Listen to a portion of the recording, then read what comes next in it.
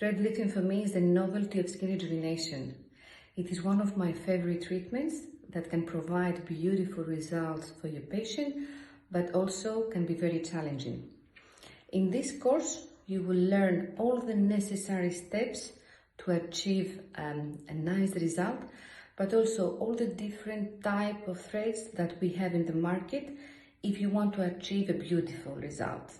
Also, I'm going to show you the depth of insertion, what is the direction of the threads, what other treatments can be combined to have a nice result. We're going to do on the hands-on all the steps of the D-lift. It is one of my technique that I have provided and I have showed to ECAMs 2 years ago, but also all the other combination treatments.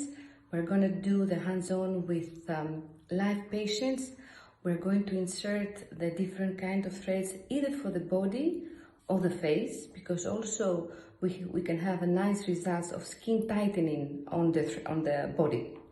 So I'm waiting for you. If you want to know all the other treatments, you have to visit to ECAM's site. Thank you.